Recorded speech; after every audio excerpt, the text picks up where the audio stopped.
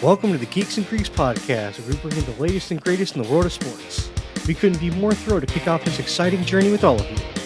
In this podcast, we'll dive into everything from game recaps to news and hot takes. Whether you're a diehard fan or just someone looking to stay in the loop, there's something here for everyone. So grab your favorite team's jersey, settle in with some snacks, and let's get ready for an adrenaline-packed ride through the world of sports.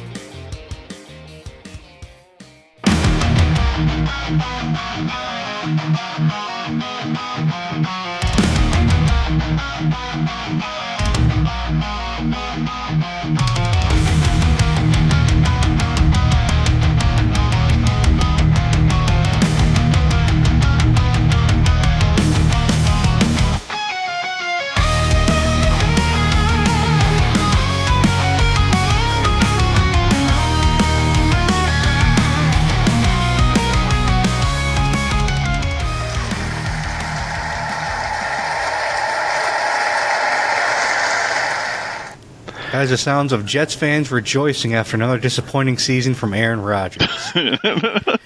Hey, at least he played this one, right? You can't blame it on anybody else. Nah, but I mean, they did better with Zach Wilson. Who would have thought we said that at the end of the season? That's true. Like, I never thought I'd ever utter the words, Zach Wilson was a better quarterback than Aaron Rodgers. Even at 40. Yeah. I think it's time for him to hang up the cleats. I didn't see if he had announced it yet or not. I haven't seen anything yet, but I feel like he's kind of also seen the fact that he needs to hang it up too. Because Yeah. he's even made comments like, I think it might be time to be done. Right. So.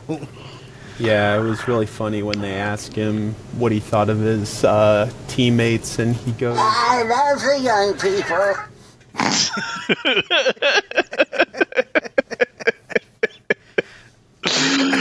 Oh, man. Look, that one caught me off guard. I wasn't expecting that. That's great. Oh, all right, guys. Welcome back to the last episode of the regular season of the Geeks and Greeks podcast. We got a lot to cover today, from the finals of the Quarterback Survivor. We've got the finals from Winners and Losers. We've got looking forward to the playoffs, looking back at our predictions from the beginning of the season. We got a lot to go through today, guys, so let's go ahead and get on into it. all right, we'll start off with a recap of the QB Survivor. I will remember you. Eliminated in the preseason was Jacoby Brissett / Drake May and Aiden O'Connell and Gardner Minshew. Because if you can't be the definitive quarterback on your team, how are you going to be the definitive quarterback on Survivor Island?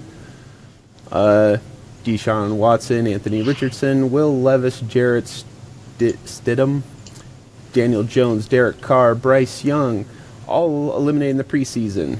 The Sam Darnold, Baker Mayfield, and Kyler Murray were also eliminated in the preseason. Maybe they shouldn't have been, but there it is. Weeks 1 through 5 saw the elimination of Kirk Cousins, Russell Wilson, Tua Tagovailoa, Jalen Hurts, and Aaron Rodgers. 6-10, we lost Dak Prescott, Brock Purdy, Caleb Williams, Trevor Lawrence, and C.J. Stroud. Looking back on it, I'm shocked that Dak and Brock Purdy made it that far. Yeah, I think with Dak, I got nothing. I don't know. I don't know how that lasted so long. He did just enough to stay afloat. I'm pretty sure him and Brock were one of those just situationals where there just happened to be somebody worse that previous week that they just didn't quite. They just barely squeaked it out. Yeah. And our most recent elimination, starting in Week 11, was Jaden Daniels, Geno Smith, Justin Herbert, Joe Burrow, Patrick Mahomes in Week 15, Matt Stafford in 16, and Josh Allen in 17. I want to give props to Jaden Daniels to lasting till Week 11. That's impressive for a rookie, especially for a rookie on a team we thought was going to be just absolute garbage this year. For sure. Mm-hmm. And they didn't really change much on that team either, at least not in the offense. Yeah. So, props. Yeah. But that brings us to the finale of QB Survivor. Let's get ready to rumble! Bruce Buffer's Yeehaw. gonna sue you. You know that, right? I'm waiting for someone to. Well, yeah. Life goals. One day I hope to be sued. Not hope to be, but I've crossed enough of those gray areas. So what I'm hearing is you got enough cease and desist letters. Now you want the real thing. Gee, Tom, want to make a podcast and talk about all your crimes? Felonies. All right, so our final three quarterbacks on the island are Jared Goff of Detroit, Jordan Love of the Packers, and Lamar Jackson of the Ravens. You know, not gonna lie, our final three, Lamar is the only one that I'm not surprised is here. Like, I'm shocked that Jared Goff and Jordan Love are still in at this point. I am too. I'm actually shocked that Jared Goff is playing at this caliber in general. Like, I'm shocked he didn't get. I just, at his age, looking at Carson Wentz's career, like, who was picked right after him, like, it's just, I expected him to fade into obscurity the way Wentz did, and I mean, he did pretty good this year. I mean, honestly, I think that was one of those rare win-win trades. LA won because they got a Super Bowl out of it, and Detroit's won because Goff has completely did a 180 on his entire career. Yeah. Like, I think both teams 100% won this trade, honestly.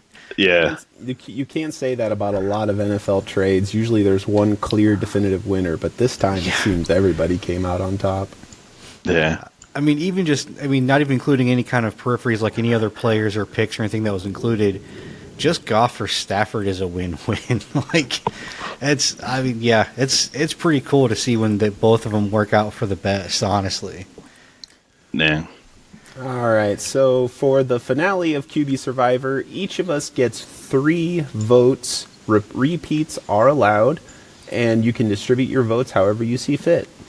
Let's start with Adam. How are you divvying up your 3 votes? I'm gonna do it 2 and a 1. Okay. So I'm gonna do 2 votes to Lamar Jackson and 1 to Jared Goff.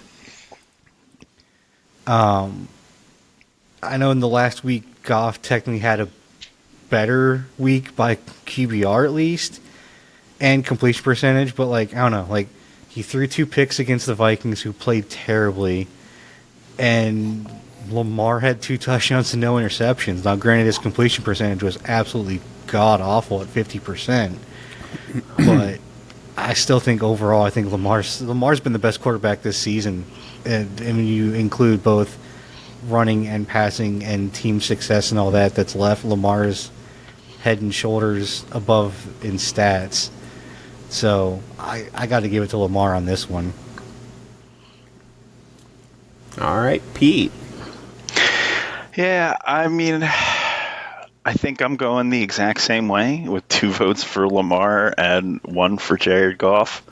I'm tempted to give all 3 to Lamar Jackson. You know, he had a 10-to-1 touchdown to interception ratio this year. Like, that's kind of insane. And he led the league in TD percentage and in QBR. It's hard to say that he's not the best quarterback in the NFL right now.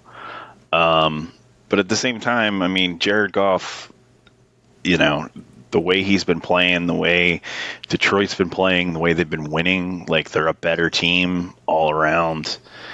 You know, he has the lowest overall for the year. He's got the lowest QBR of the 3 of them. But I mean, I think he still deserves a point for for everything he's done in Detroit. Honestly, it's been kind of a crazy year, but I'm going to go 2 Jackson and 1 to Goff as well.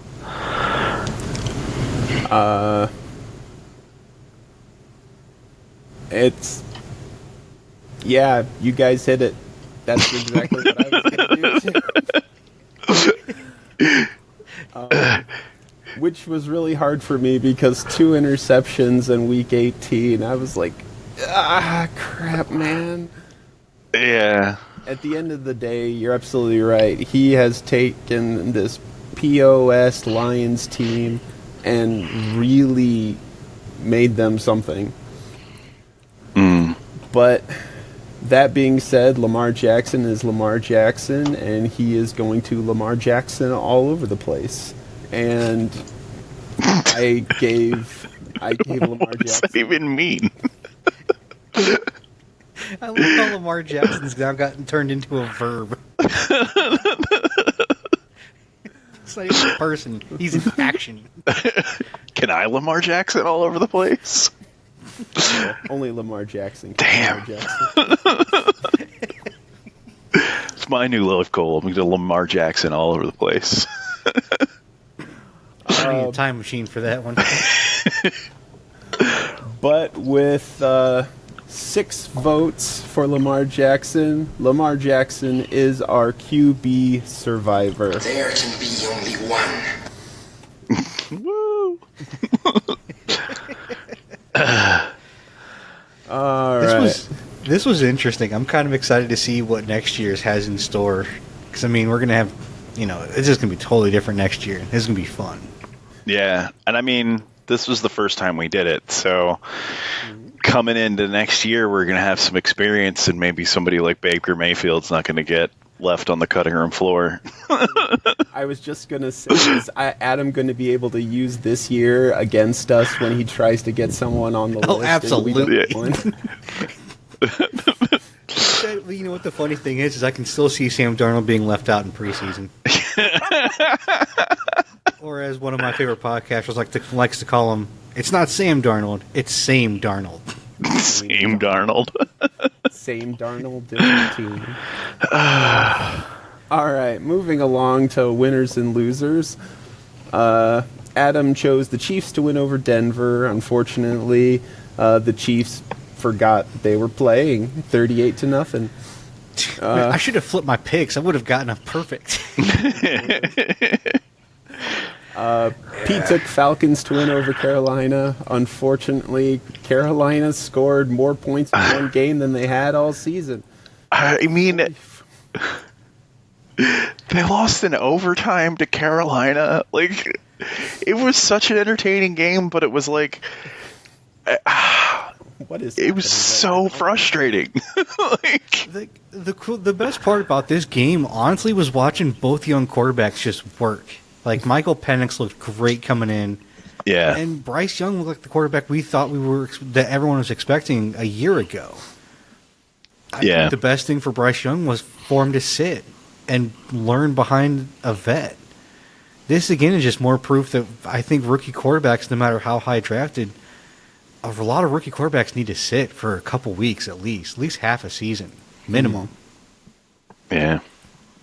So, And then I took the Ravens to win over Cleveland, and thank goodness the Ravens remembered that they're still playing football. 35. they were still playing for something. That's the sad part is both of our teams weren't. Well, Falcons were technically playing for a playoff spot. Yeah. Kansas City didn't matter. They had one locked. Yeah, and it showed. Yeah. So I guess Pete was right. Andy Reid can't work miracles with Carson Wentz. Yeah.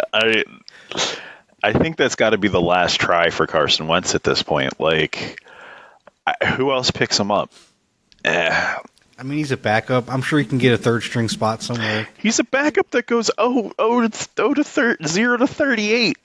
Like, he got shut out. Dude, Mike Glennon got backup roles for years after he failed in Chicago. When's the last time you heard Mike Glennon's name? I don't know who that is even. No, There you go. So, my point. On the losing side of the fence, Adam took the Bears to lose to Green Bay. Nope. Nope. 24-22. That one was at least close. Yeah, Yeah. but it doesn't help when your starting quarterback only throws for 69 yards and has Yeah, a that- 50 QBR going into halftime. And then Pete took the Giants to lose to Philadelphia, of course. Even a group of mystery players wearing Eagles jerseys were able to beat the Giants. I mean, are we shocked? You hear that, Colts? There were several guys playing football for the first time this year beat the Giants. I think two different guys got their first ever touchdown in that game. Oh, I counted 3. Yeah, it might have been 3 then. Yeah, and 3 guys got their first ever touchdown in the NFL. So it's just like the recreation of the Invincible movie from like the 80s when they had the NFL strike and they just took dudes off the street playing football on the same line. Pretty much, yeah. Oh, heck. And then I took the Panthers to lose to anybody in the league, but this time it was Atlanta. And no. Aren't you glad you saved Carolina until the last week, Tom? That was the worst. But for... Oh, hold up. Dang it. Where did it go? Ah.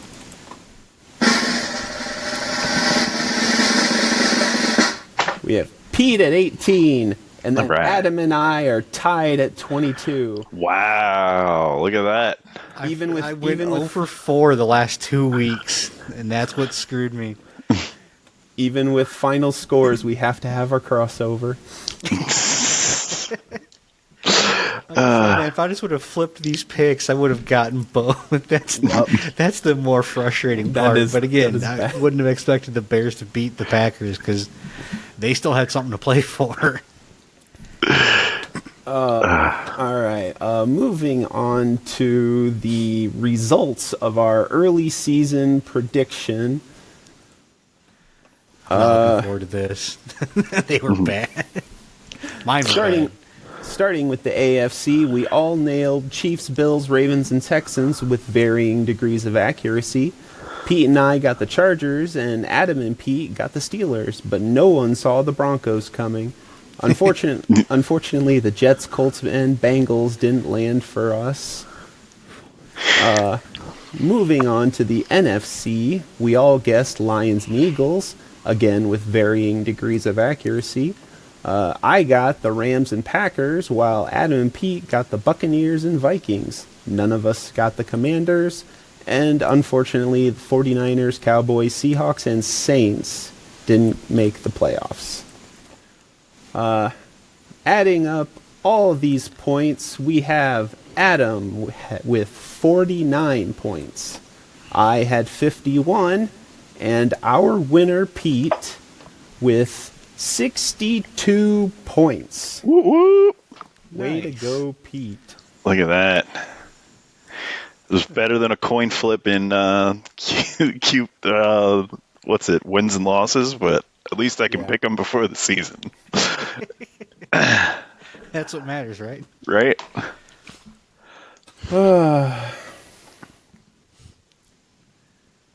And that Jets pick really haunts me.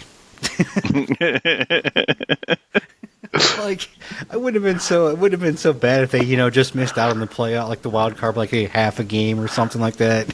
But to have the season they did, Yeah. Uh, that was bad. All right, and moving on to the elimination post-mortem. This final week, we saw the Denver win over the Chiefs and claim their place in the playoffs, along with the Buccaneers over New Orleans.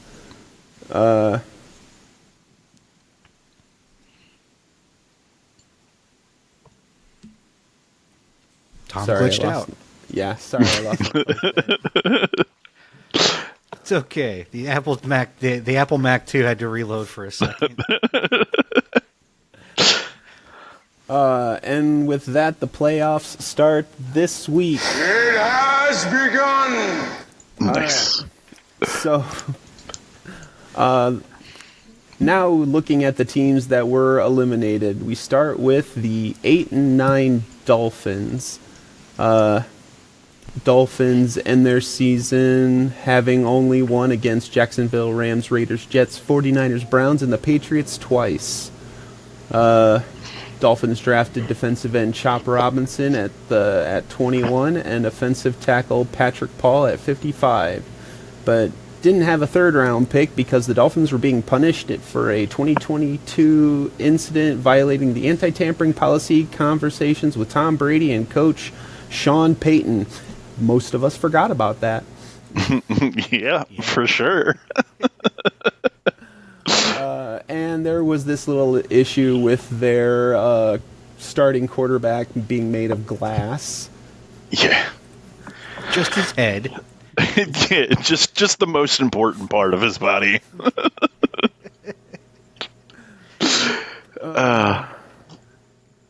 But yeah, there's the Dolphins. I mean, so as far as the Dolphins go, I also think that a big part of the issues they had, especially on offense, it's not just Tua. Tyreek Hill was a massive disappointment this year. Yeah. I think we talked about it in one of the earlier shows. Dude had more children than touchdowns this year. Yeah. That's a stat. And that is sad for a receiver to the caliber of Tyreek Hill. Yeah. And I think he's a free agent this offseason, too. Is he really? I think it was only like a 2-year deal when he signed with Miami. Like, it was a short-term contract. Yeah, this is his third year in Miami. Okay, so yeah. But yeah. He's a free agent, so he's done right now in Miami. So he might be going somewhere else this offseason. I've seen rumors of different places. I mean, Kansas City's on top of that list of he might go back to Kansas City. Yeah. Be up there. But I mean, that's also a big part. Tyreek Hill is just a massive disappointment there. Massive. Oh man, he hasn't had stats this bad since ever. I'm looking at his numbers, and it's like the last time he had stats this bad would have been in 2019, but he only played 12 games. So it's like he's got half season stats here. I mean, he finished under 1,000, and he only had 6 touchdowns. Like, that's really bad for him. It's like he had a lot on his mind, or 5 things on his mind. He did finally get more touchdowns than kids. Awesome. Good for him. Yeah, there you go. Heck. But yeah, like when he's supposed to be your, break it over the top guy that can do it to anybody in the league, you need more than 6, man. Right. You need more than 1,000 yards.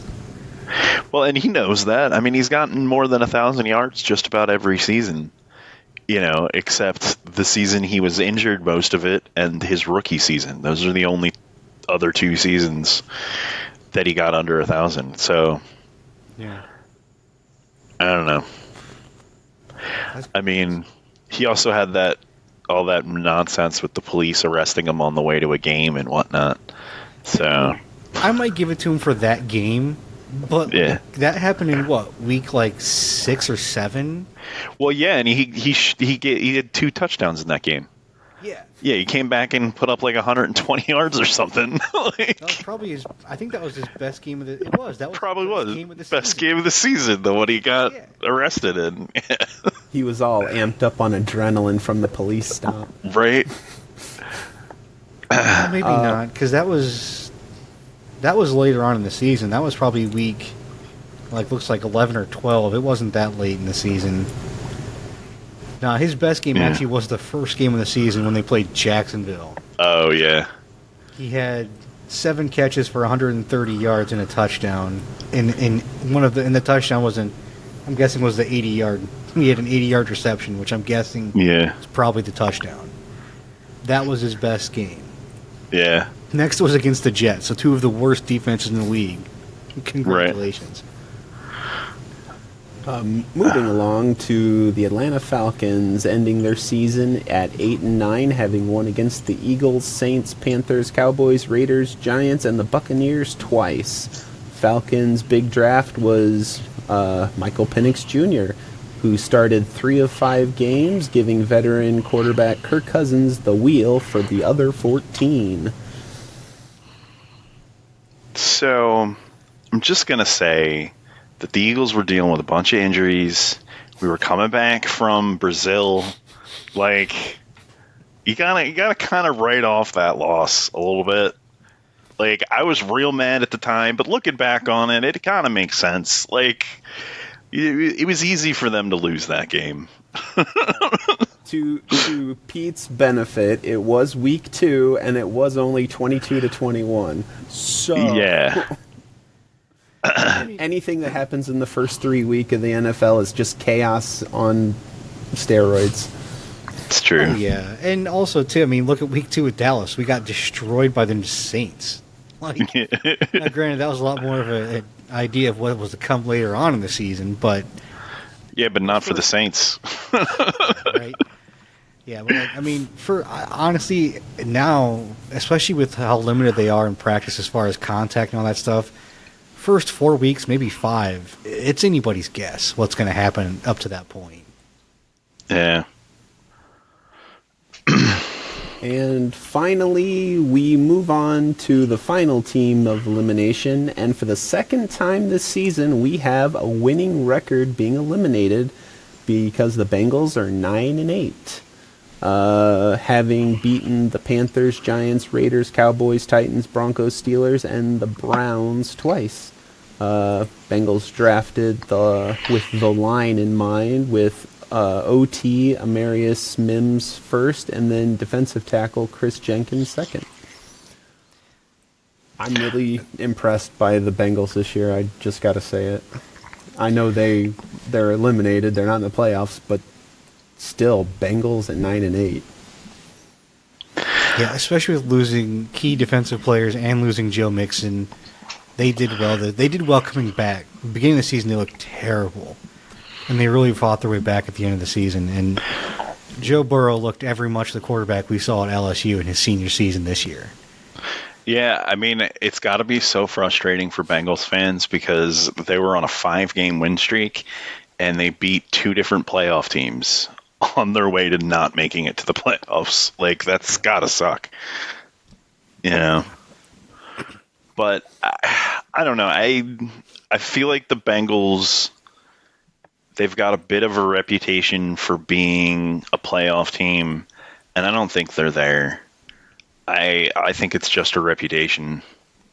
I don't know. I have less faith in the Bengals after this season. I think Joe Burrow is overrated. I mean, I wouldn't say he's overrated because he was not the reason they were losing games. Defense was. They need to rebuild that defense, and they need to keep that offensive line healthy, too. I mean, yeah, he almost got 5,000 yards. So I guess overrated is probably a little over much of a statement. But I don't think he's as good as everyone claims he is. I don't think he's great, or he's good, but he's not the elite caliber that's going to win you playoff games. I mean, that's possible. I don't know. It's one of those where, in watching him play, I think he can. I think this is more of a study of wins and losses shouldn't be a quarterback record, just like wins and losses shouldn't be a pitcher's record. Yeah. In baseball, because I mean, you can have guys that have only allow 1 run but still lose because their position players can't get a hit. So yeah. It's like, I mean, I think this is so. Yes and no. I do think there are times where we maybe overhype Joe Burrow. Maybe not overrate, but overhype him a little bit. But at the same time, I do think that he was by far worth the number 1 pick and where he's at. Yeah, I mean, he hasn't made the playoffs in 2 years now. Well, he was injured last year. He only played 9-10 games. I don't know.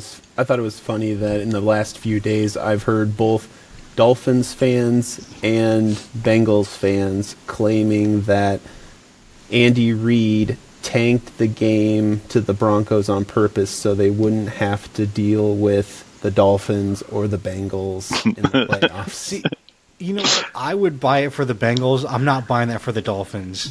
The Dolphins were not that dangerous to begin with. And even if they would have had to play the Dolphins, they have to play the Dolphins in Kansas City, and the Dolphins can't travel to cold weather.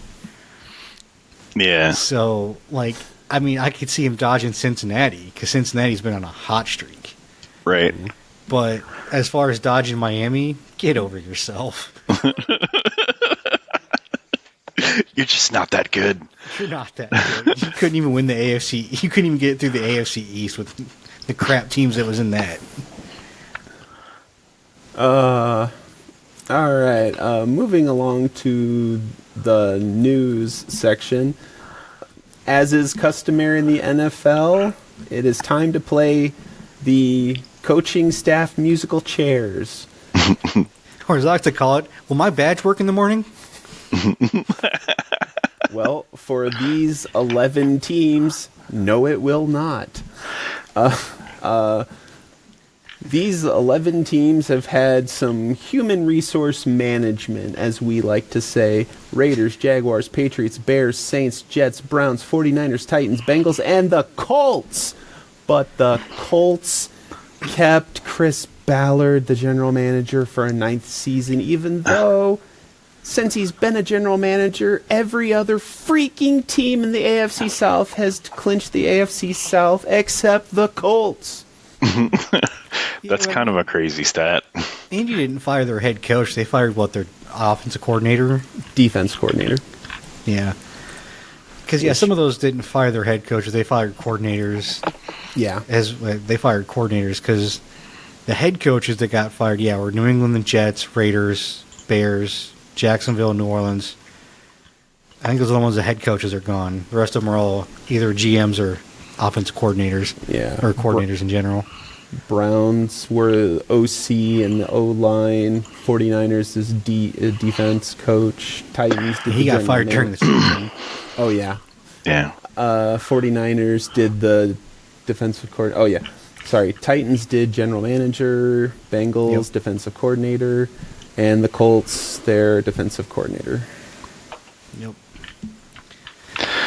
Yeah, and we've already got coaching carousels and interviews coming through, too. Yep. We've already got the reports of that. New England fired Gerard Mayo.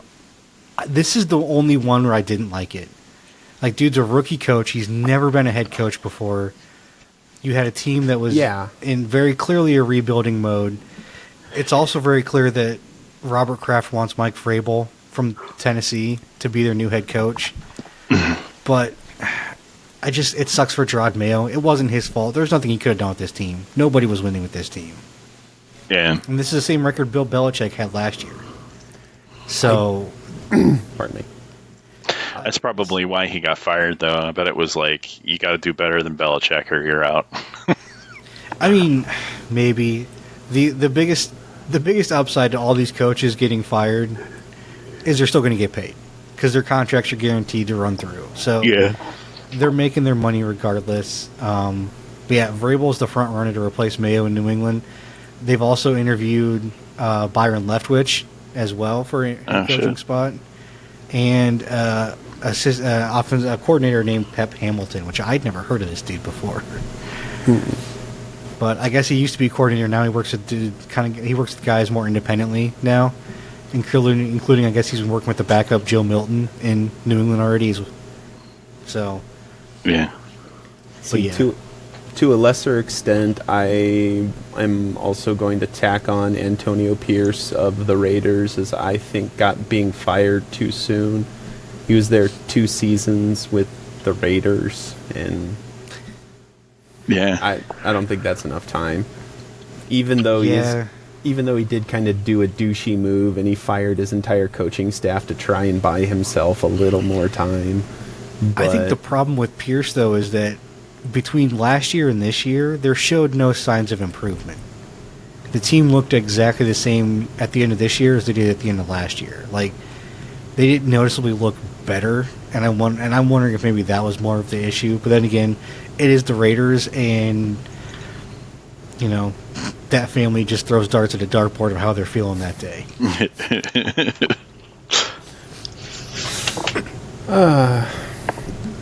So, with the Jets, I don't know if you guys saw this, but the Jets have interviewed Rex Ryan to come back and be the head coach. Oh my God, he was terrible. That was the last time they were successful. Yeah, it may have been the last time they were successful, but it was his first 2 years, and then he was shit after that. Yeah. He inherited a playoff team. He took that playoff team to back-to-back championships, and then could do nothing. I don't understand how the Ryans ever get work in the NFL. Like, Rob Ryan's terrible, too. You remember when he was Dallas's defensive coordinator, and they were running the Swiss cheese defense? Like, they couldn't have blocked a Pee-wee football team. I mean, to be fair, Dallas is still running a Swiss cheese defense. I mean, nothing's changed since then.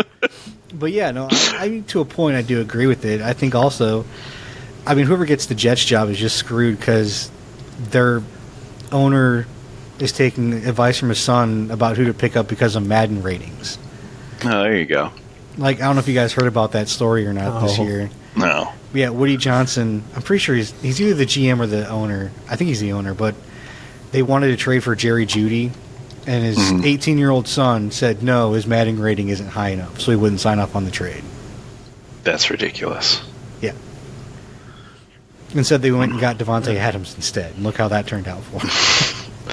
What do you mean? That was great. It's reuniting Aaron Rodgers and his old receiver. It's going to be fantastic, right? Isn't it the best thing ever?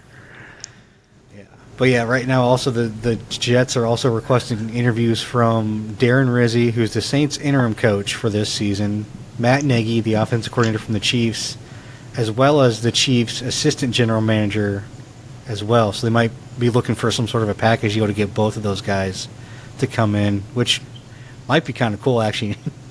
Yeah. Then they also are looking at Vance Joseph, the D coordinator from the Broncos, and they also want to bring in, for a GM position, Ryan Grigson. Remember him, Tom? I don't know, Ryan Grigson. He was the GM of the Colts before Ballard. Yeah, he was in the middle of a Polian Ballard sandwich. Yeah. When Polian, then Grigson took over, and then Ballard took over after Grigson. So apparently Grigson is I think he's the assistant general manager up in Minnesota right now.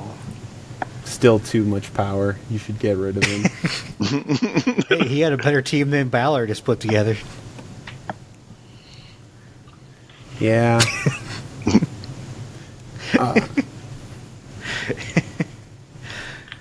And it's funny because like all the teams that have coaching vacancies. Now, granted, Vegas is like the one that was the most recent, but like nobody knows what Vegas is doing right now. Nobody.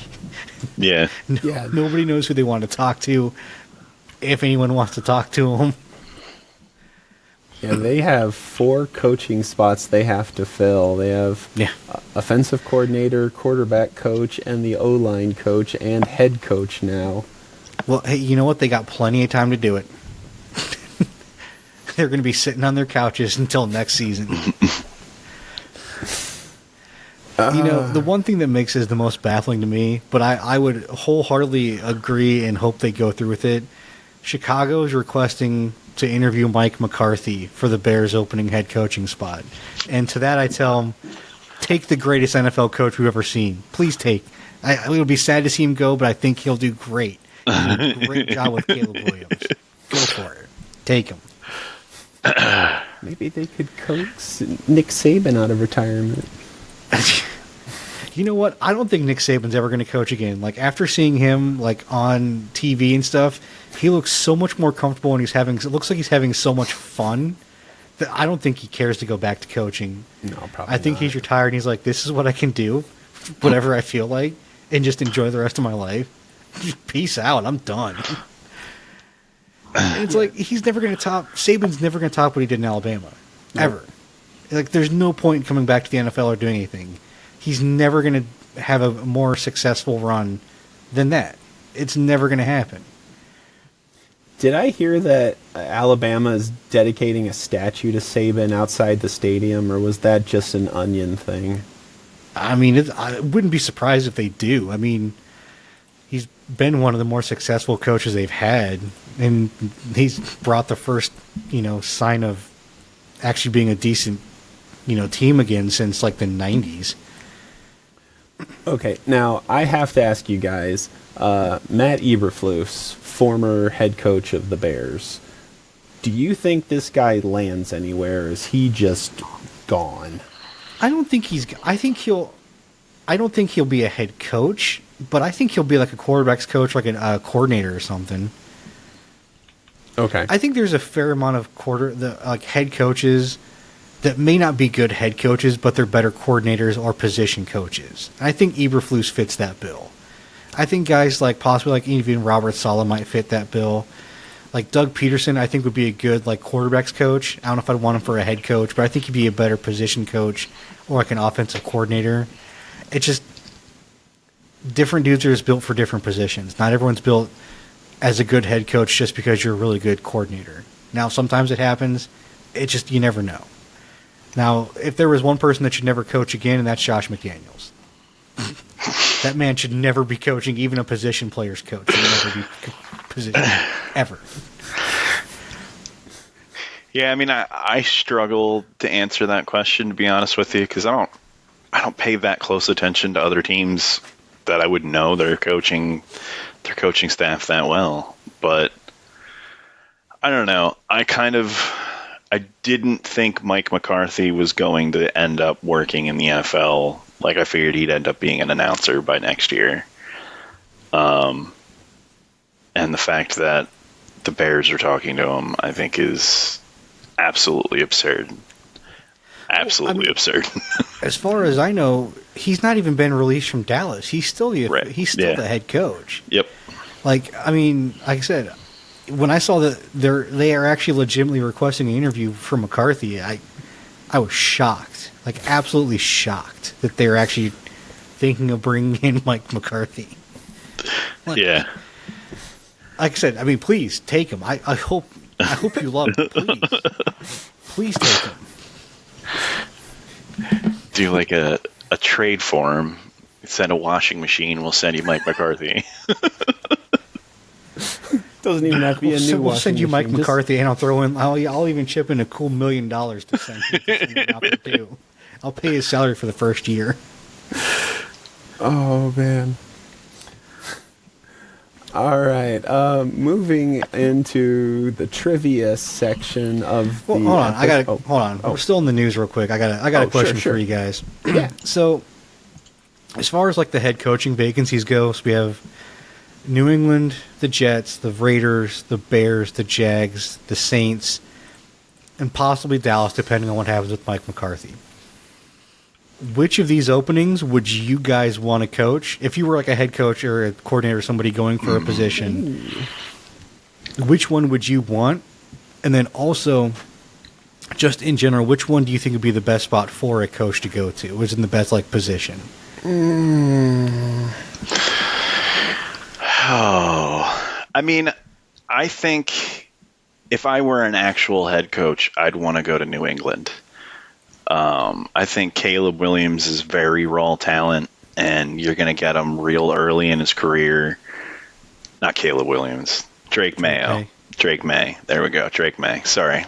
You're going to get him real early in his career. He's real good talent, but he's raw. Like, he needs better coaching to be a better quarterback. I think that's where I would want to go because I'd want to work with Drake May. Gosh.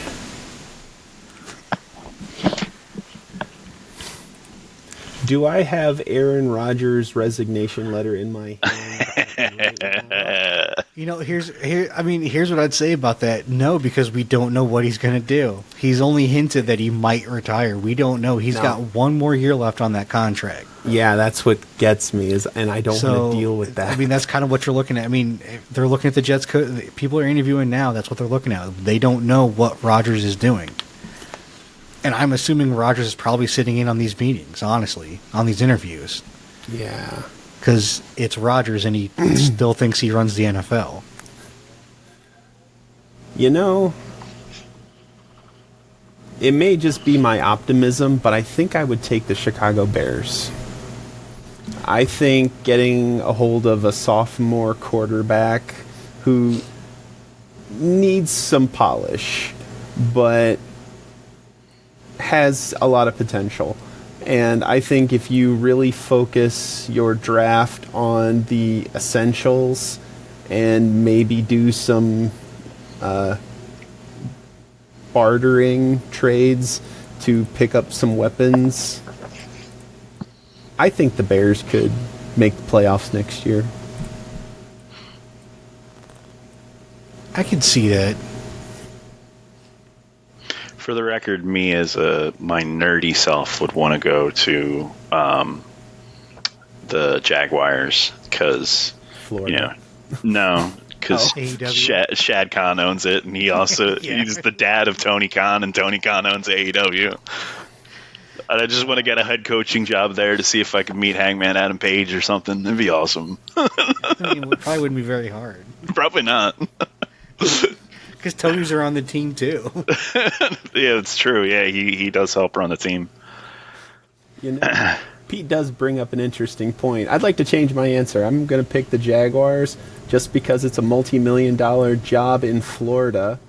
And when the job is over, I have a multi-million-dollar paycheck, and I'm in Florida. I win. I mean, to be fair, nobody really wins by moving to Florida. You're just stuck in Florida. Yeah, especially in the Jacksonville area. Like, you have to stay can't pick there. a better spot than that. I mean, if I was going to move to Florida, I'd be moving to either Key West or South Beach. Yeah. So you want to start in Miami and then work your way. I mean, if I were to move to Florida, I don't want to move to Florida. Florida is a swampy hellhole. Like, It's like the of it. Dagobah system, man. I'm not going anywhere near it. I mean, like if we're just going for vibes and weather, I mean, sign me up for Vegas any day, dude. Like Oh, being out in the that's true. desert, that's my vibe, man. Like, but living in Vegas would be absolutely terrible. Like, I live in one of the surrounding cities outside of it. I'm not living in Vegas. You're both nuts, man. Give me like a cabin in the Poconos. Like, get it cold as shit, up in the mountains, away from the sun. That's why Like, you want to go to New England. get not outta here. because it's a better team, but because Because it's cold. And I've always wanted to try a good lobster roll. That's fair. I'll give you that.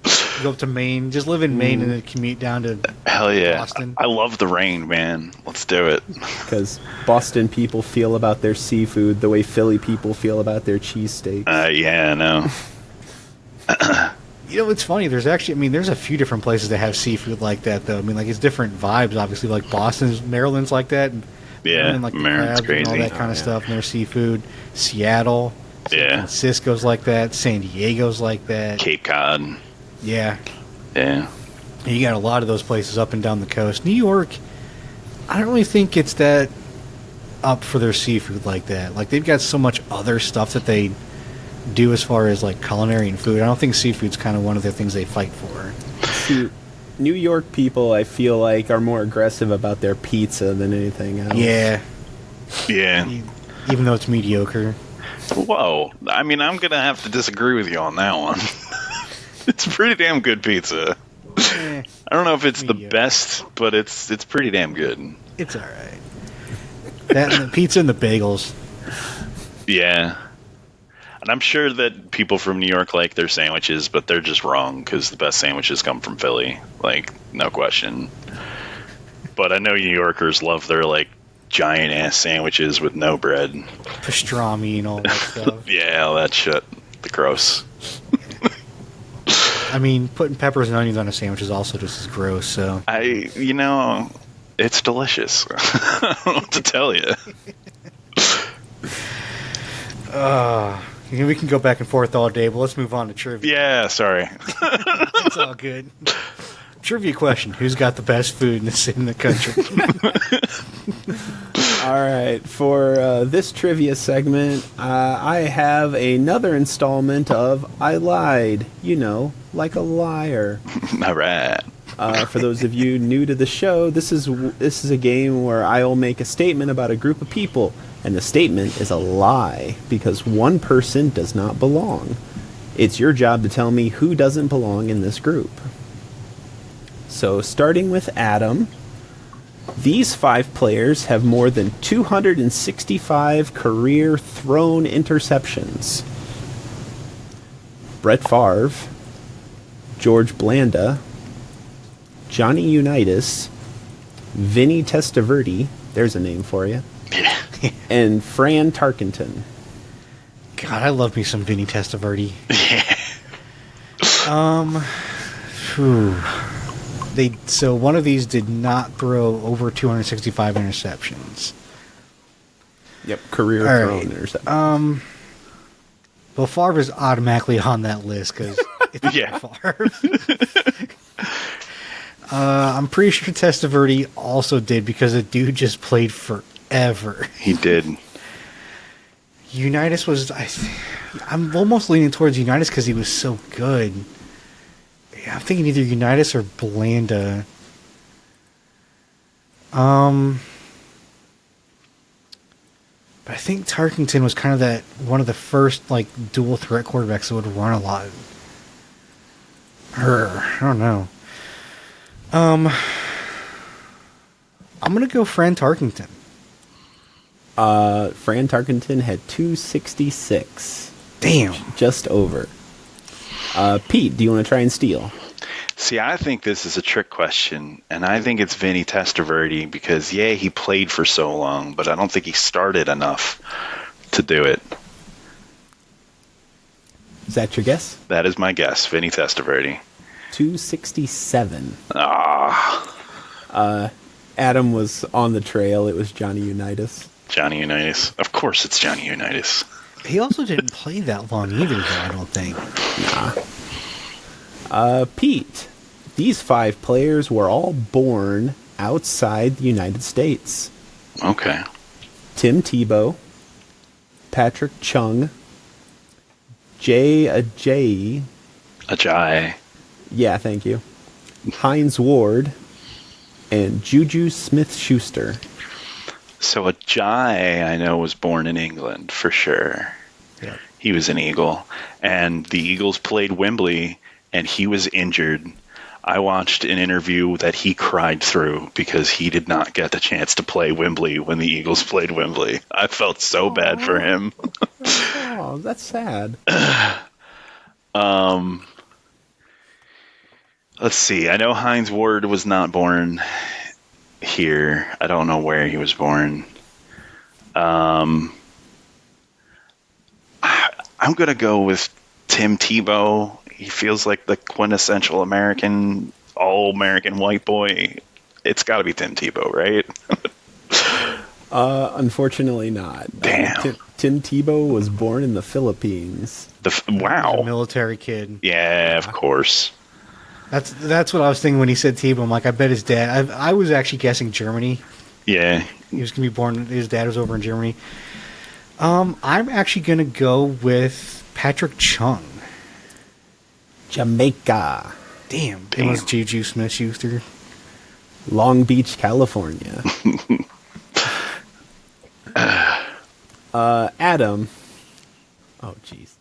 These 5 players all played football at Alabama. Tua Tagovailoa, Antonio Brown, Julio Jones, Derrick Henry, and Calvin Ridley. Oh, that would be Antonio Brown. You could at least pretend that it's hard. You know, the funny thing is just watching Adam's eyes, I was like, okay, so it's Antonio Brown. So as you're saying the names, he's like, yep, not him. Yep. Because we went to Antonio Brown, I'm actually not sure where he played, but then he named off the rest. I'm like, it doesn't matter. I know the rest of these guys played in Alabama. He played in Central Michigan. But I thought maybe because he wore a red jersey in the league that you might... Honestly, I'd over. never heard of Antonio Brown until he was like in year 3 with Pittsburgh, so... Oh, okay. Pete, these 5 kickers have all missed game-winning postseason field goals. Well, that is a stat for you. I know one of the kickers is going to be on this list. You don't know... Mike Vanderjack. Called it.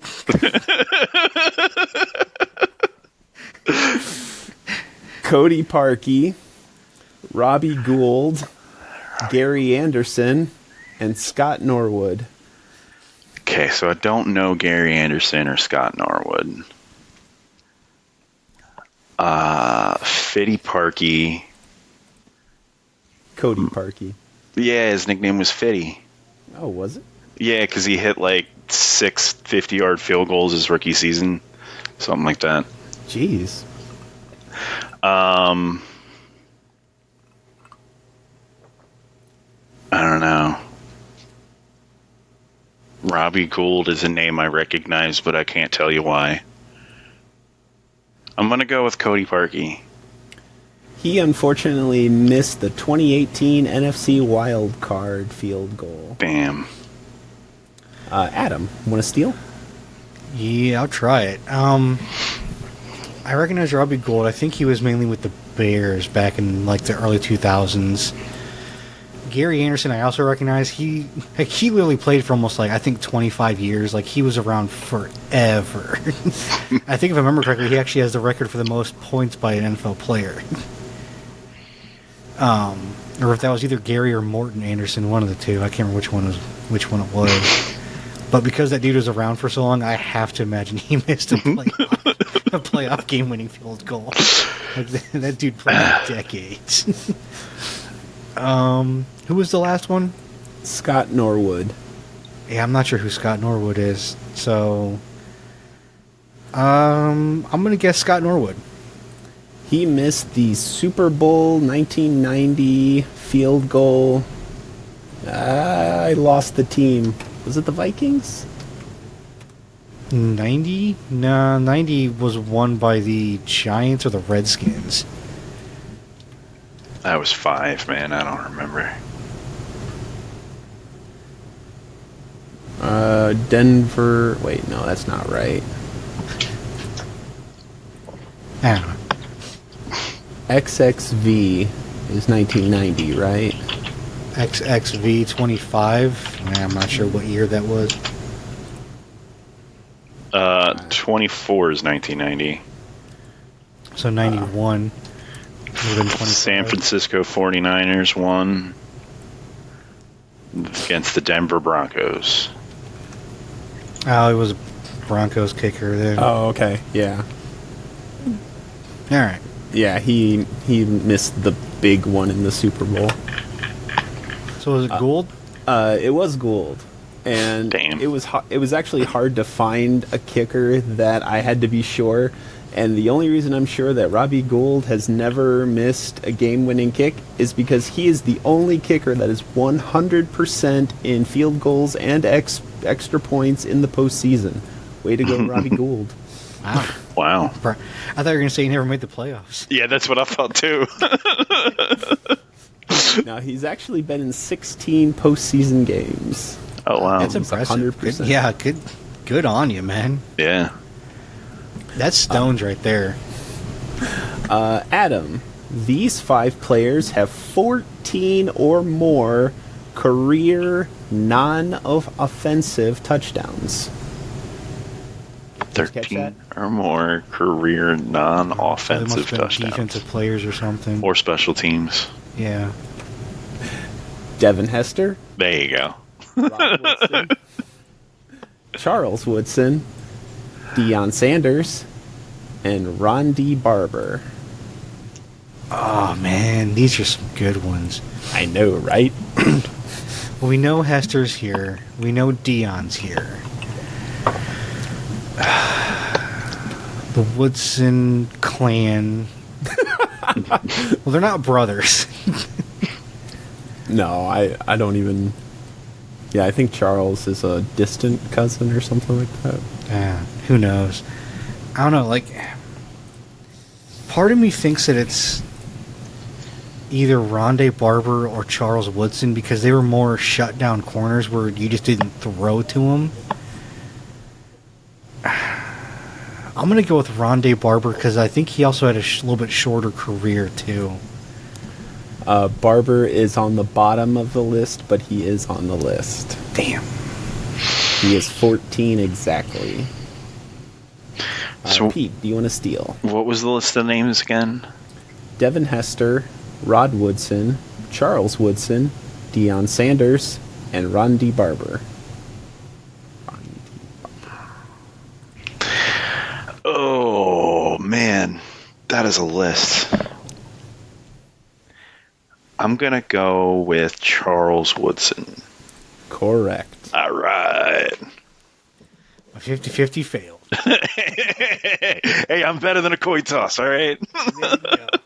It's my new catchphrase. But to Adam's benefit, he was right. He guessed the two lowest names on the list with Charles and Rondi. Yeah. Because Rod Woodson spent a lot of his career as a free safety, and you're basically just roaming the outfield at that point, picking off stuff. So you're it's a picking little up the bit easier garbage. with that position than corner. And shit, just from kick and punt returns, Dion had it beat, not including all the interceptions he ran back too. Pete, these 5 players were undrafted. Uh-oh. Okay. Adam Vinatieri, Okay. Wes Welker, Uh-huh. Antonio Gates, Pat McAfee, and Kurt Warner. Oh, Jesus Christ. I feel like every single one of them was undrafted. I don't actually, I would have thought all of them were. It makes me think Pat McAfee is the answer. That is correct. Oh, cool. He was number 222 in the 7th round. Jeez. Who is the other?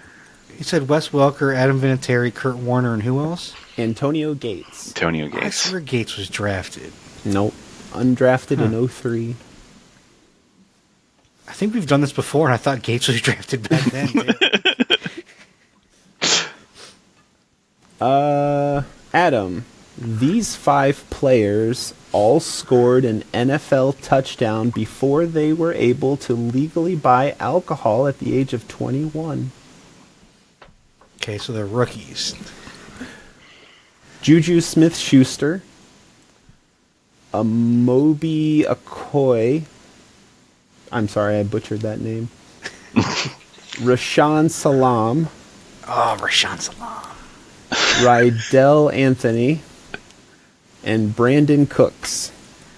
Okay, Cooks. I'm pretty sure Salam did. Okoye. I know the name. I think he played for Kansas City back in the day. Either that or Houston. Juju. I honestly don't know enough about Juju to make a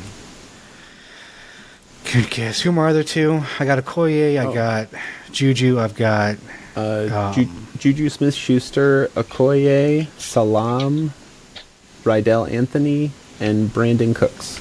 Brandon Cooks. And I have Rydell Anthony sounds familiar, but I've got no idea who that is.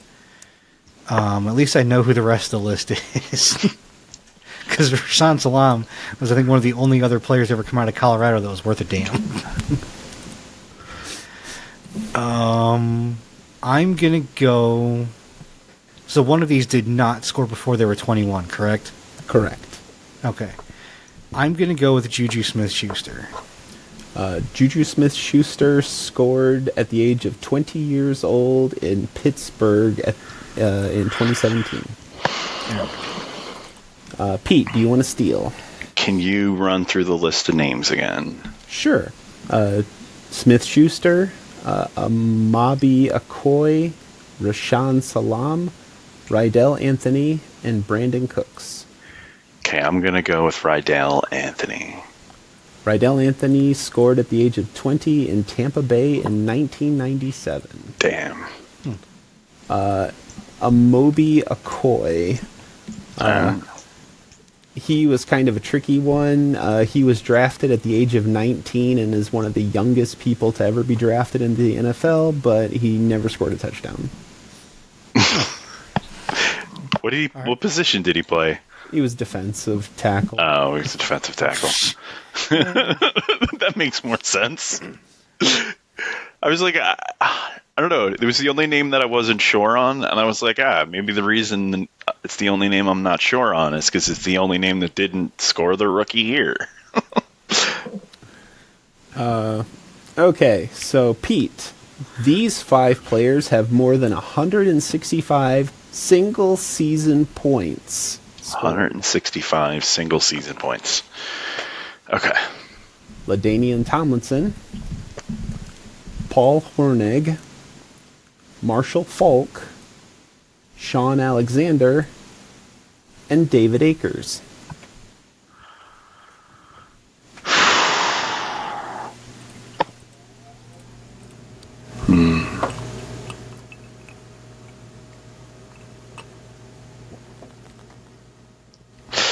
I got no idea who Sean Alexander is, to be honest with you, so I'm going to go ahead and guess him.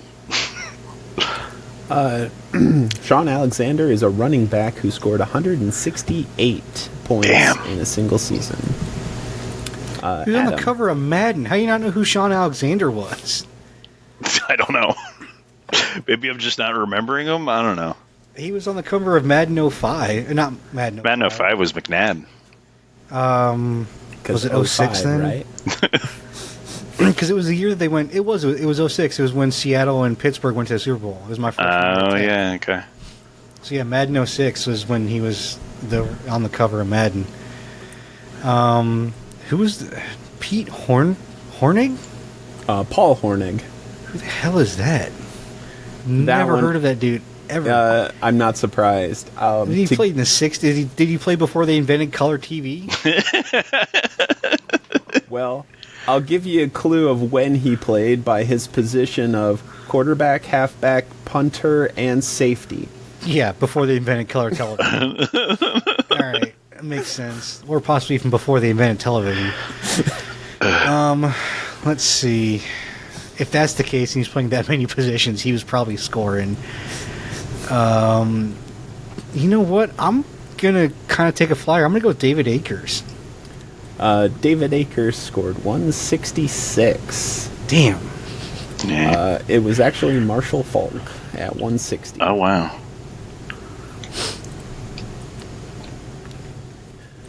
Let's go. Let's pick on some quarterbacks here. Adam, these 5 quarterbacks have more than 130 career fumbles. Ooh. Eli Manning, Yes. John Elway, Brett Favre, Tom Brady, and Warren Moon. That's a good list. Now we're just counting the NFL, right? Yes. Okay, so Warren Moon's CFL numbers don't count? No. Okay, good. Although that still doesn't make it any easier because he still played till he was like 41 years old. Plus, I thought he did really well in the CFL. I thought No, he did. I just want to. I mean, because if we're gonna do 160 fumbles, if we included those, it's gonna make it even more. Yeah, fair enough. Which I didn't think we were counting that. But all right, well, I mean, Brady played forever. I could see it. Warren Moon played a decent amount in the NFL. Elway was around for a long time. Who else did we have? Brett Favre and Eli Manning. Brett and Eli. But yeah, man, longevity merchants, really. I'm going to go with Warren Moon just because I think he played the least out of all of these guys. And therefore he would have done it the least. Warren Moon is second on the list at 161. Damn it. I'm always right there at the cutoff. Pete, do you want to steal? I think it's Eli Manning. It is indeed Eli Manning. Five. Pete, these 5 players have 10 or more career interception returns for a touchdown. Okay. One more time. Yep. 10 or more career interceptions returned for a touchdown. Got it.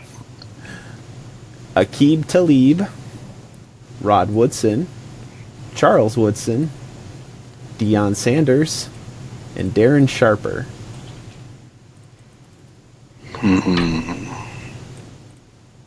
You might notice a few of these names come up a lot in this game. Yeah. I'm going to go with Darren Sharper. Darren Sharper had 11, so he is on the list. Adam, do you want to steal? Well, I'm pretty sure that Rod and Charles Woodson both had at least 10 as they came up earlier. It's not Sharper. I'm actually going to go with Aqib Talib. He is the bottom of the list, but he is on it at 10. Damn. Believe it or not, it is Dion. Oh. 9. Huh. Adam, now for a little more lighthearted one. These 5 players were all born in Hawaii. Sure you can pronounce them? I'm going to try my best. Tua Tagovailoa, Marcus Mariota, Troy Polamalu, DeForest Buckner, and Max Unger.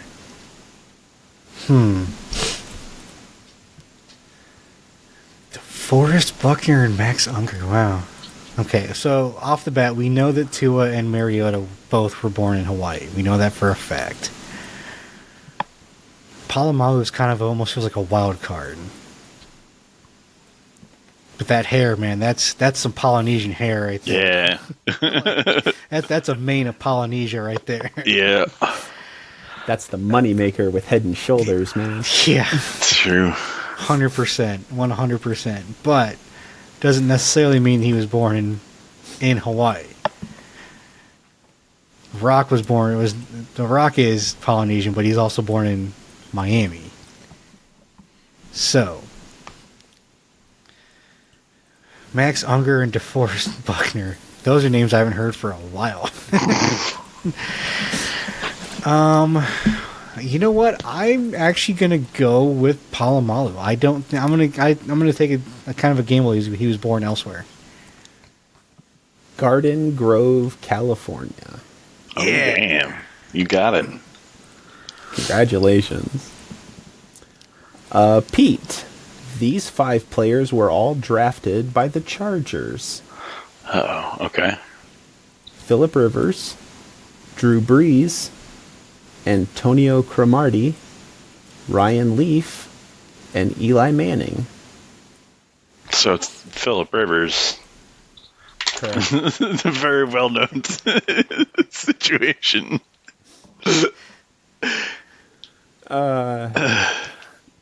Eli Manning is your tell, man. Whenever you put him in the list, it's got something to do with him. Because he wanted to put Peyton on this list too many times. Here's to settle for putting Eli Right. on here. I guess Peyton's just not interesting statistically. Adam, these 5 players have scored 30 points or more in a single game. Ooh. Alvin Kamara, Jahmyr Gibbs, Joe Mixon, Gale Sayers, and Clinton Portis. Ooh, that's a list.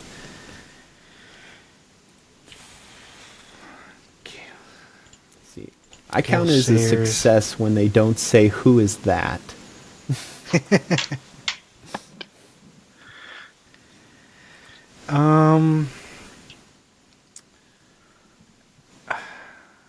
I'm gonna go with Gale Sayers. I don't think he just played that much. Gale Sayers scored 36 points in 1965. He had 6 touchdowns. Wow, that's impressive. Pete, do you want to steal? What was the list of names again? Sure. Alvin Kamara, Jahmyr Gibbs, Joe Mixon, and Clinton Portis. Gonna go with Clinton Portis. Clinton Portis scored 30 points in 2003. The name is Jahmyr Gibbs. Jahmyr Gibbs. The best he ever it did makes was... sense. He was a rookie 2 years ago or last year. Yeah. It threw me off because he had a good year, and then Montgomery got hurt this year, and I was thinking maybe he did it this year, and I just didn't remember. Yeah, I can see it. I mean, they had multiple games where he could have. Yeah. The funniest thing is, and I didn't realize it till just now, is his career high of 24 points was just this week. That's awesome. Pete, these, oh my word. What was I thinking on this one? Okay. Last one, that's what you were thinking. Not quite. We're close, though. These 5 players all won a Super Bowl, got traded to a different team, made it back to the Super Bowl the following year, and defeated the team that traded them away in the Super Bowl.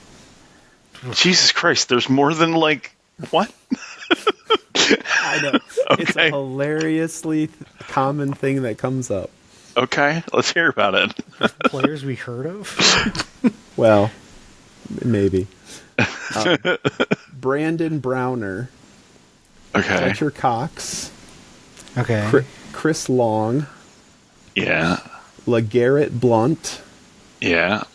and LaShawn McCoy. Okay. Okay, so a bunch of those were Eagles. LeGarrette Blount and Chris Long were both Eagles. They both won a Super Bowl in Philly. I feel like they were both Patriots, and they probably both won a Super Bowl in New England and then beat New England for it. So I'm going to say those guys are in this list. But I don't think LaShawn McCoy did, because he went from Philly to Buffalo, I think. So I'm going to go LaShawn McCoy. LaShawn McCoy won a Super Bowl with the Chiefs, and then got traded to the Buccaneers and beat the Chiefs with the Buccaneers. Jesus Christ. I forgot he played for the Chiefs and the Bucks. Yeah, I remember him with the Chiefs, and the Bucks one. I kind of forgot that he went to the Bucks after the Chiefs. I forgot he was traded. I thought he signed there. I might But- have. Yeah. All right. Yeah, I'm pretty sure Pete's right about LeGarrette Blount and Chris Long. It was either played for New England and won, and then went to Philly, or won in Philly and then went to New England. It's one of the two. The other two, though, man, I don't know. Fletcher Cox, I know the name, but I can't remember who he played for. Because I always get Fletcher Cox and London Fletcher mixed up. And the other dude I've just never heard of, so... And Brandon Browner. I'm going to go with Fletcher Cox. Correct. Fletcher Cox was an Eagle, man. Come on now. 91. He's only ever been an Eagle. That's right. Yeah. Damn it, I knew that. Why the hell? Like, that stat didn't pop into my head when I'm thinking, man, yeah, Fletcher Cox retired as an Eagle, was drafted as an Eagle. Yeah, I knew that. Like I said, I get Fletcher Cox and London Fletcher mixed up all the time. And you guys are absolutely right with Chris Long and LeGarrette Blount. Patriots went to the Eagles, and the Eagles beat the Patriots. Brandon Browner was a Seahawk, got sent to the Patriots, and then the Patriots beat the Seahawks. Damn. All right, Adam. Oh, man. These 5 players all throw left-handed. Tua Tagovailoa, Baker Mayfield, Tim Tebow, Des Bryant, and Boomer Esiason. Okay, well, you're also assuming I know the handiness of quarterbacks. I know some. Like, I know Tebow was a lefty. No, wait, hold on. I know Esiason was a lefty, and I'm pretty sure Baker is too. Tua... Des Bryant, that's a good wrench in that one. Throw a random wide receiver in there. Actually, I don't think Tebow was left-handed. I think he was right-handed.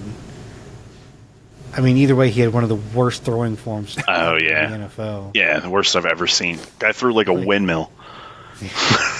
Like I had a quicker release time than he would.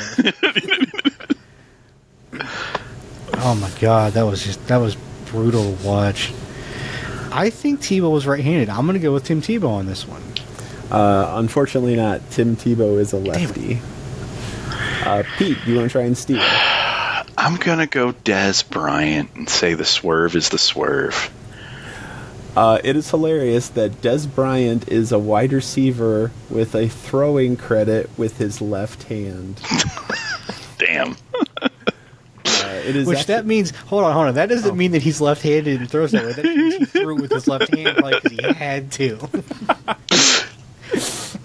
But yeah, he is on record as being a left-handed thrower as a wide receiver.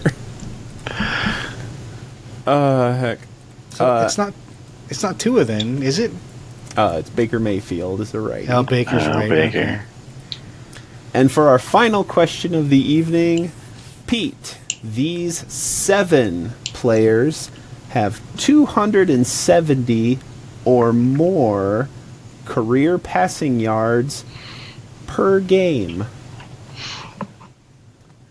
Peyton Manning, Tom Brady, Drew Brees, Andrew Luck, Pat Mahomes, Joe Burrow, or Matt Stafford. Oh, Jesus Christ. Like, the right answer is going to be like 269.5. This is the average, not minimum. Yeah. Okay. Average per game. Average per game. Out of those guys, Jesus.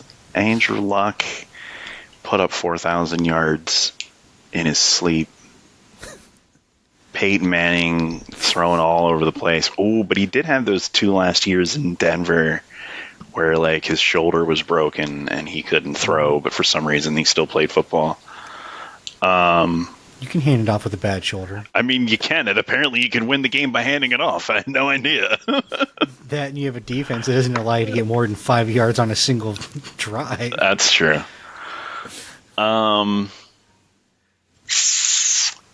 What about Matt Stafford? Has he played at that level where it's his average? I think Matt Stafford's the answer. That's my guess. 271. Damn. Yeah, Stafford's a slinger. Plus, you have to remember, he had Calvin Johnson for a good point. Oh, yeah, he did have Calvin Johnson for a while. Adam, So, these are all obviously top. I mean, I think Breeze is probably the highest of all these guys as far as an average per game. That dude don't just gun it downfield every chance he got. Yeah. Honestly, I think it's going to be Brady because the first 4 years he didn't throw that much. They were pretty much a ground and pound kind of team and won off defense. Like, he wasn't really slinging the ball until Moss got there. I'm going to go with Tom Brady on this. Adam, you are incorrect about Drew Brees being the highest, but you are correct about Tom Brady. Who's the highest then, Peyton? Pat Mahomes. Pat Mahomes, wow. He is Wow, after this season? That's shocking. as of at least week 17 of this season, he is 290. Wow. Wow. Drew Brees is second with 280. Okay, I wasn't that far off. Yeah. Andrew Luck, 275. Joe Burrow, 273. Matt Stafford, 271. Peyton Manning at 270.5. And then Tom Brady at 266. Wow. Pat Mahomes, this is the first year he didn't break 4,000 yards. He got 39-28. He just barely missed it. But it's other than his rookie season, it's the first year he didn't break 4,000 yards. And this is a bad year. Yeah. Yeah. And I just iterated. We think of this as a bad year, and he just missed 4,000. Just missed 4,000. Yeah. Is 4,000 the benchmark nowadays for top end quarterbacks? I feel like it has been for a while, to be honest with you. 4,000 is kind of where I look at for success without playoff success. Like, if a quarterback can sustain 4,000-yard seasons, even if they don't do well in the playoffs, I still maintain they're an okay quarterback, i.e. Andrew Luck. So, like, that's kind of why I maintain Andrew Luck was better than his stats looked, because he didn't do anything with the Colts other than consistently put up 4,000 yards. Yeah. And win wild card games. Yeah. He got him to the playoffs a good number of times. I mean, when you look at the division, you can see why, right? Yeah. I mean, I really hate harping on this all the time, but like I really think that when I look back on like the years where I really paid attention to football, I think the AFC South has been the worst division in the NFL, like almost that entire stretch.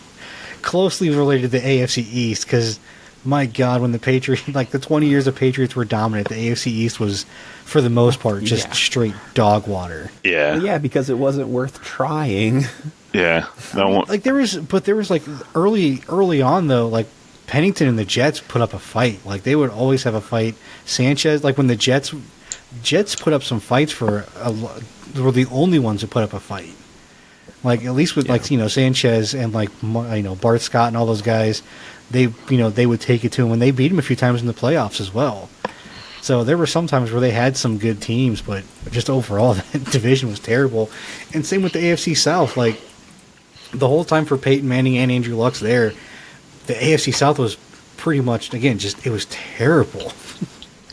Come on, man. You didn't like Blake Bortles down in Jacksonville? I mean, he had that one good season. There was also some good seasons where he had Tennessee playing pretty well, too, with Steve McNair in the early 2000s. Yeah. But to close out trivia section, we have a score of Pete at 4, Adam at 4. Wow. Congratulations. Look at that. Tied. I tied both mine today, man. I tied with Tom on the winners and losers. I tied with you on trivia. You're just Switzerland over there, man. You're making deals. You're neutral with everybody. But you know what? Everyone's got to go through me for their banking, so I'm okay with it. There you go. I hold the world power. Oh, heck. I mean, what better way to do that, right? Yeah, If you're exactly. gonna be neutral, at least hold power over something. All right, do you guys got anything else you want to add before we take off for tonight? No, I'm good. I would like to throw out the hilarious possibility of the Rams and Chargers both having home field advantage in their respective conference championship would cause SoFi Stadium to have 2 games on the same day, approximately 3 hours apart. I think it's hilarious, and I think the NFL is more worried about this unlikely scenario than in the 40 years which the Giants and the Jets have shared a stadium. That's hilarious. I'm trying to think, how would they do that? How would they switch out all that stuff? Because you got to redo the field and everything, too. Oh, yeah. Damn. 3 hours? Yeah, and most of that is game time. Yeah. Yeah. Yeah, how you get warm-ups, everything. Yeah, if there's no way they can do that. Nope, not a They'd have to do it on different days. They'd have to have the games on different days. Or you do a split field, like you just have like AFC, like the A and the N kind of split, and the Chargers and Rams split in the end zone. Oh, man. Now I want that to happen. Amazing. Like, I mean, you could do it. It wouldn't be that hard. You have to custom make a turf for it, obviously, which would suck for the expense. But Yeah. if the 2 teams split it, it wouldn't be terrible. Hey, the NFL corporate can roll that bankroll, man. Don't make the teams pay for it. Teams can roll that bank, I mean, sure, especially in LA. yeah, fair. But Like, I mean, if this was like Kansas City or Green Bay or something, okay, maybe I'd give it to you. But they're in LA; they can bankroll that. Yeah. Like But they moved from St. Louis and San Diego specifically to be in LA. But the thing I find hilarious is that this is the first time the NFL is seriously putting thought into this scenario instead of the 40 years in which the Giants and the Jets have shared a stadium. It never even crossed their mind. It's hilarious. I mean, why would it? It's the Giants and the Jets.